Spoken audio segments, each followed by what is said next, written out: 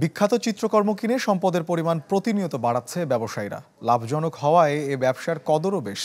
সম্প্রতি চিত্রকর্ম নিলামে বিক্রিতে কিছুটা ভাটা পড়লেও নতুন উপায় বাতলে নিয়েছেন ধনীরা।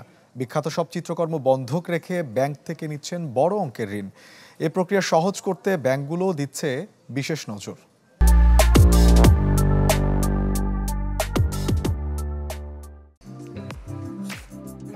কথায় বলে শিল্পের কদর একমাত্র সমঝদাররাই বোঝে। বর্তমান যুগে শিল্পের কদর না হোক, শিল্পকর্মের আর্থিক মূল্যের কদর ঠিকই করে ধনী সম্প্রদায়।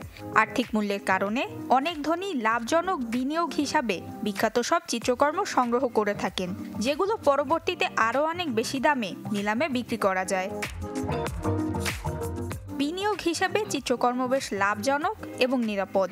সাম্প্রতিক কিছু বছরে নিলামে বিক্রিতে খানিকটা ভাটা পড়লে নতুন পথে হাঁটছে সংগ্রহকারী ধনীরা। সংগ্রহে থাকা বিখ্যাত সব চিত্রকর্ম বন্ধক রেখে বিভিন্ন ব্যাংকিং প্রতিষ্ঠান থেকে ঋণ নিচ্ছেন তারা।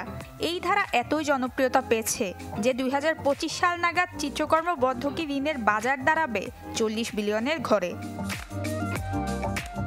নিউ ইয়র্কের মার্কুই পোস্টোয়ার অ্যান্ড কন্টেম্পোরারি ছবি নিলামে 2024 সালে মোট সংগ্রহ হয় 937 বিলিয়নের কিছুটা বেশি, যা 2023 সালের সংগ্রহের তুলনায় 22% কম।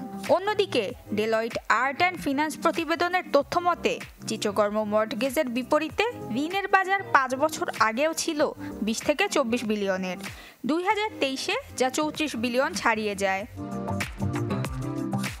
বিশ্বের বিখ্যাত এবং সম্পদশালী সব ধনীদের নিজেদের গ্রাহক বানাতে ব্যাংকিং প্রতিষ্ঠানগুলোও বিশেষ পদক্ষেপ নিচ্ছে চিত্রকর্ম বন্ধকের বিপরীতে ঋণকে আরও সুরক্ষিত এবং আকর্ষণীয় করতে। নুসরাত মৌমি, চ্যানেল 24।